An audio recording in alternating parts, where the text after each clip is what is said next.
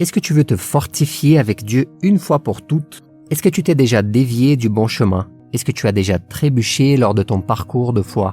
Est-ce que tu commets des erreurs et tu ne sais pas comment vivre dans la sainteté avec Dieu?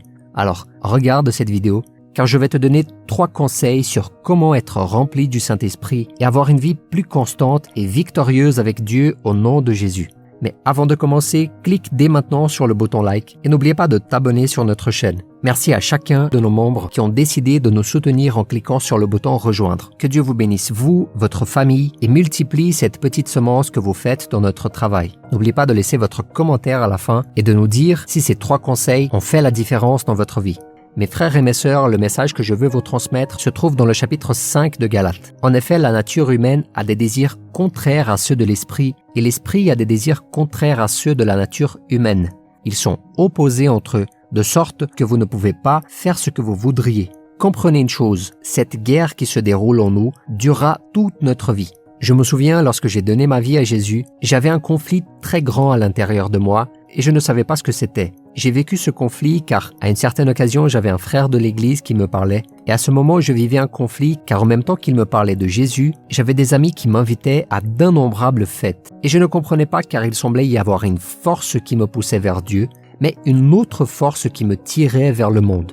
Et notre vie sera exactement comme ça. Nous venons de lire que notre chair désire ce qui est contraire à l'esprit, car lorsque tu te convertis et que tu donnes ta vie à Jésus, ton esprit est renouvelé et il renaît aussi. Et ensuite, le désir des choses de Dieu commence à apparaître. Cependant, ta chair, elle ne disparaît pas. Et c'est pourquoi cette guerre existe et elle existera toujours. Alors tu voudras souvent faire le bien, mais tu n'y parviendras pas. Tu voudras faire ce qui plaît à Dieu, mais tu te sentiras souvent attiré par le monde pour accomplir les choses terrestres. L'apôtre Paul a été un homme qui a vécu cette guerre, mais il a remporté la victoire et la parole nous dit dans le chapitre 7 de Romains que le bien qu'il voulait faire, il n'y parvenait pas, mais le mal, lui, il était toujours présent. Mais il a conclu ce passage en disant que par la grâce de Dieu, Jésus-Christ nous donne la victoire. Comprenez donc que vous ne pourriez pas remporter cette bataille si Jésus n'était pas présent dans votre vie. Amen. La Bible nous dit dans le chapitre 8 de Romains que celui qui est de la chair aime satisfaire les désirs de la chair et ne peut pas se soumettre à la loi de Dieu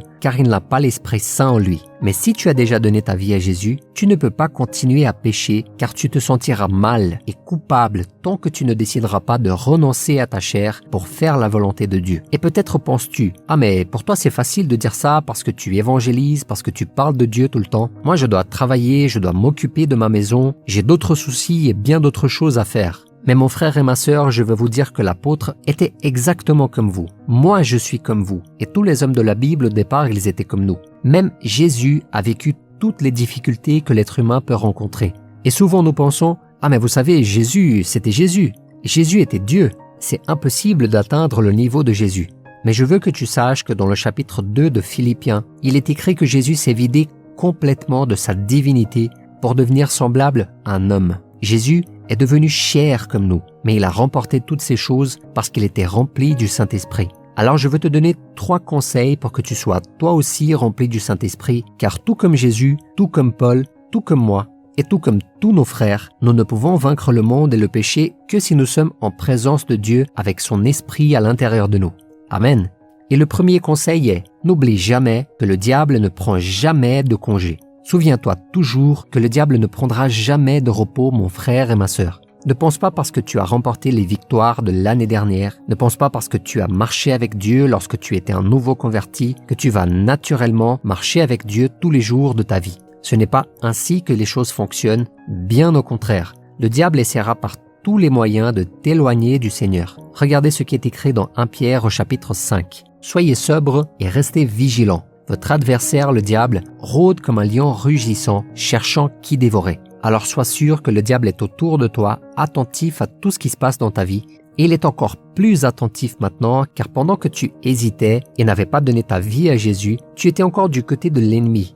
Mais maintenant tu es du côté du vainqueur, du côté de Jésus. Tu es sur le chemin de Dieu, et le diable le sait. Et quand il te regarde, il sait que le sang de Jésus est sur toi. Mais nous venons de lire qu'il rôde comme un lion rugissant, cherchant qui dévorer. Et c'est pourquoi tu dois être vigilant et sobre. Dans le verset 18 du chapitre 5 d'Éphésiens, la Bible dit que nous ne devons pas nous enivrer de vin, mais être remplis du Saint-Esprit.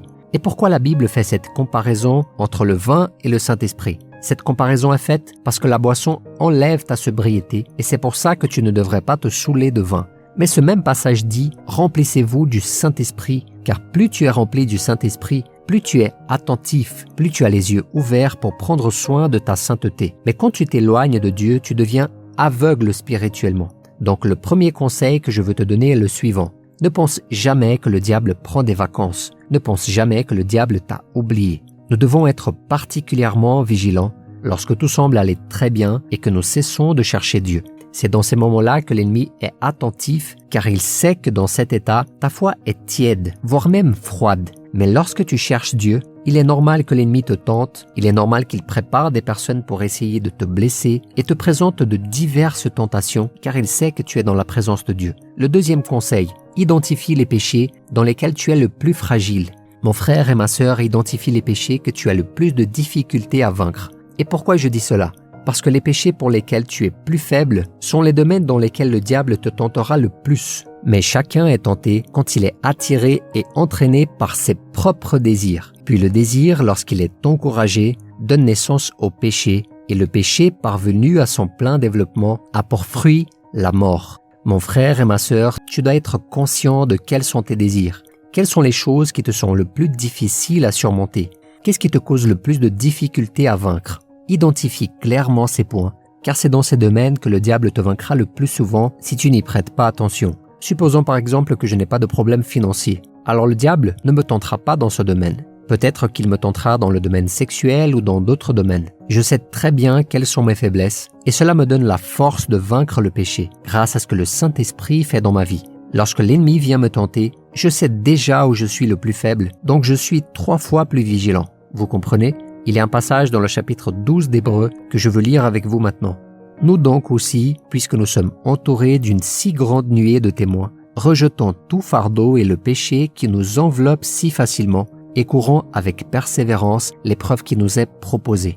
Alors mon frère et ma sœur, si tu veux courir la course que Dieu a pour toi, l'appel que Dieu a pour toi, tu dois te débarrasser non seulement du péché, mais de tout ce qui t'entrave.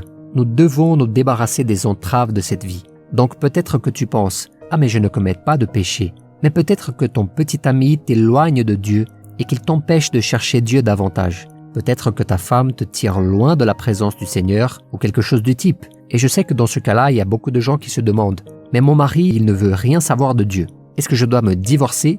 Eh bien non, surtout pas. La principale arme que tu as entre les mains est la prière et l'exemple de vie que tu lui donneras au quotidien. Alors tu dois demander au Seigneur, et surtout toi qui as un mari qui n'est pas croyant, un mari qui ne cherche pas Dieu, tu dois prier davantage et avoir une vie d'autant plus sainte. Dans le chapitre 3 de 1 Pierre, il est dit que vous les femmes, vous devez gagner votre mari sans mots, c'est-à-dire par votre bon comportement. À travers votre vie avec Dieu, cela peut lui donner envie de servir Dieu également. Mais si tu lui parles trop, si tu essaies de lui convertir de force, tu ne feras que l'éloigner et le faire reculer devant Dieu.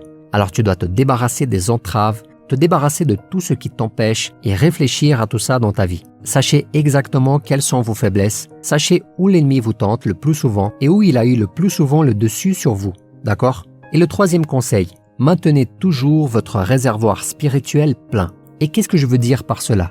Tu sais, lorsque tu es dans ta voiture et que tu laisses toujours le réservoir presque vide, au lieu de faire le plein, tu ne fais que mettre un petit peu d'essence à chaque fois. Tu cours souvent le risque de rester en panne sur la route. Je me souviens, lorsque j'ai eu ma première voiture, je n'avais pas beaucoup d'argent, vous savez, alors je mettais 10 €, 5 € d'essence et mon réservoir était toujours presque vide. Jusqu'au jour où j'étais sur une route déserte et ma voiture s'est soudainement arrêtée.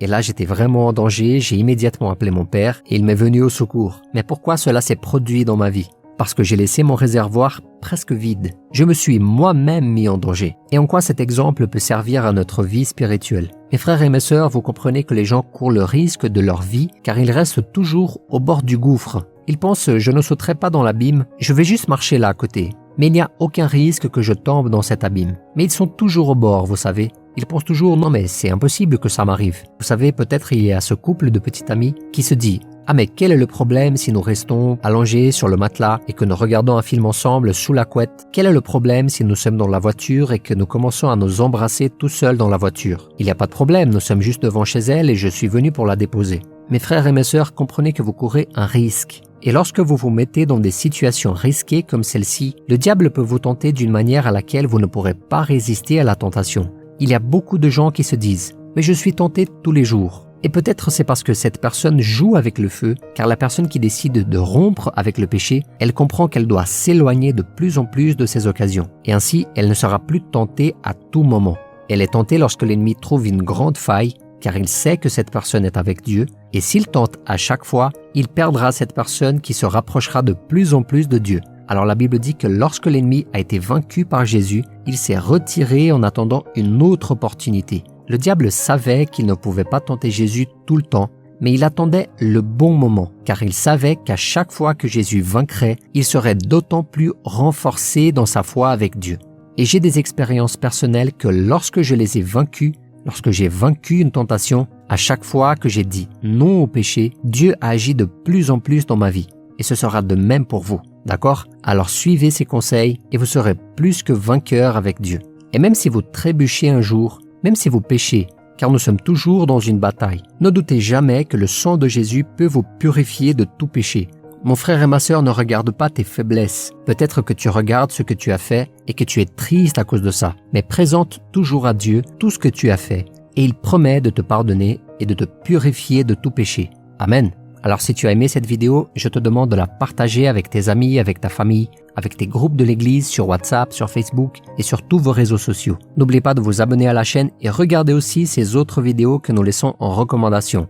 Si ces vidéos vous aident et vous sont utiles, considérez devenir un membre officiel et de soutenir notre chaîne en cliquant sur le bouton « Rejoindre ». Je vous attends dans la prochaine vidéo.